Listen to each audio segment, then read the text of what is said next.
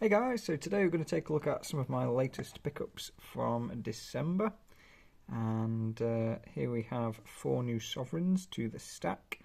So first up we have a 1913, and it does have a mint mark. I can't just make it out through the phone screen. I think I will take a look at that a bit closer later. It might not have a mint mark actually, hard to tell. I'll see if we can zoom in a moment. Next we have a 1920, unfortunately not a Sydney sovereign. This is the Perth Mint sovereign. To be honest, I would be more suspicious if it was a Sydney sovereign, considering where I bought this and the price I paid. So the 3 on the right were from one seller, and the one on the left was from another dealer. I can't just remember which way round, but yeah, we've got a 1922 here, again a Perth Mint, and some of the 1920s, they're a little bit less common in terms of the dates for George V sovereigns. Not sort of ones you would, tend to pay a really high premium for, unless you're after some of the more rare mint marks. This is the 1923. So I'd say out of all the years of King George V, if we're ignoring the mint marks, 23 and 24 were probably the harder ones to get for me. They were like the last ones I came across. Some of the later ones, like 1932, that was only for South African mint.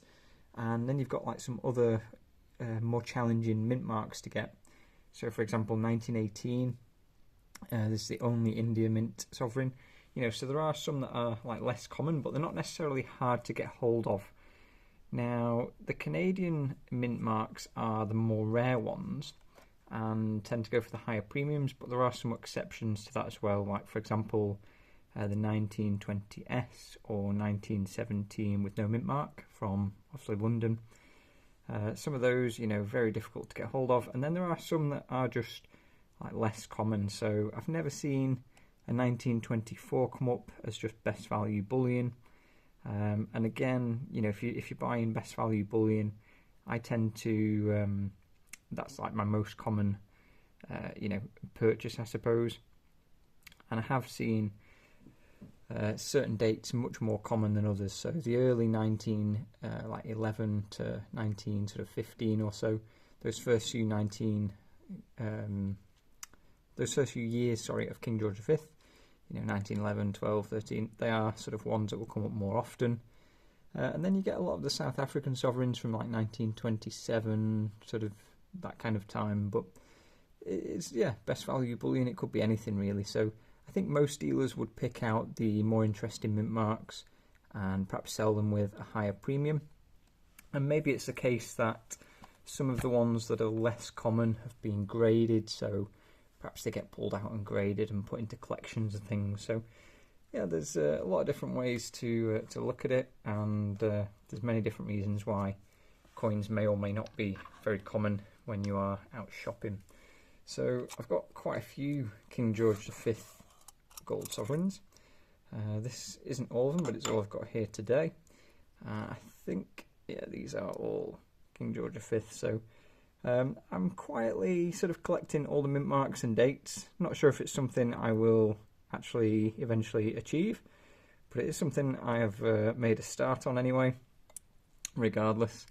Some of the nicer ones or more premium heavy ones I have in capsules, which are separate, but these, like I say, they've all just come in best value, just picked them out when I can. Sometimes I've known that I'm buying King George V sovereigns. Sometimes I've been able to choose dates with certain dealers, and other times they've just been, you know, luck of the draw. So I like the King George V sovereigns. The reason being, a lot of them were not circulated, so for that reason you get quite good condition coins, and they're quite common, so you're not really paying higher premiums for them in general. And also the lovely gold colour that we talk about a lot. So one of the conversations we're having in the comments about the last video I posted, where we were talking about the 2025 sovereign and then the 2026 sovereign. So the 2025 sovereign is the last of the rose gold coloured sovereigns, they say, the Royal Mint say. So it might be that it is the last of the rose gold coloured sovereigns, but see how it's kind of a shiny gold colour there? It's like a shiny effect on it. So the colour might not be the sort of be all and end all. They could still put a shiny finish on it, which might look a bit weird compared to these beautiful older gold coins. So they could still mess it up. And then there's obviously the silver sovereign, which was released recently. I've not picked one of those up. This is not a silver sovereign, it's a silver sovereign design. I can't remember what they call it, but it's like a £20 face value coin. Something like a timeless first or something.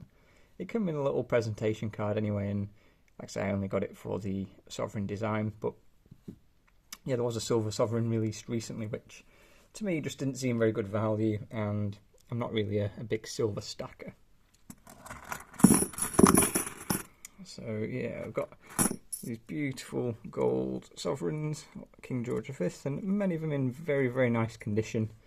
You know, if you're buying the sort of young Victorias, things like that, if you are just buying them in best value, you know, some of them are a bit worn. So if you're buying them nice condition like this, they're often at a bit more of a premium, and with most dealers, they do tend to charge a bit more for them. So I like the King George V sovereigns in general, but that is, you know, another advantage of them.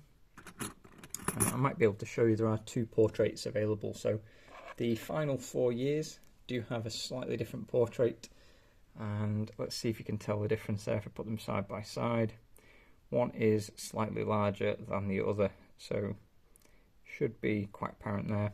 The one on the right being from the later years. And obviously on the front there, pretty much the same thing. So yeah, those are my latest pickups. Just best value bullion weight, not quite an ounce of gold there in these four, but I did also pick this up, and a few other bits and pieces. Looking out for the next of the Tudor Beast coins. That's another little series I'm on with. And in terms of just stacking in general, I'm happy just picking up a good bullion weight, you know, when it's at a good price, or when I can be a bit selective with what I'm getting. So if I can pick up some, you know, nice condition coins, then I will. I have also got a bit of a half sovereign run going on with the King George V sovereigns, half sovereigns. So yeah, I've got a few things going on. The shield sovereigns with Young Victoria, I will do another video which will come out shortly. Not shortly today, but shortly after this one. And shortly as in, we will look at a lot of different Young Victoria sovereigns in nice condition. So you might be waiting for that one. That'll be a nice one to watch, especially if you like Young Victoria sovereigns. So I am a bit stuck on the date run there. There are availabilities of some of the other dates that I don't have, but the premiums are just very, very heavy, if you like, very premium heavy. So to me, I would rather just buy more bullion weight than pay some crazy premiums for, you know, coins that will appeal to a select few collectors.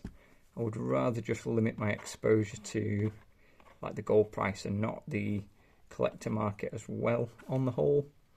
Not for the sake of the date run. You know, I would like certain coins which are premium heavy, but I'm not sort of forcing the date run of the shield sovereigns, if that makes sense. I don't think financially it will be the best decision, but yeah, I'm still looking out for those coins that I'm missing, and we'll see how we go in the future, whether perhaps I just bite the bullet and take those last few off.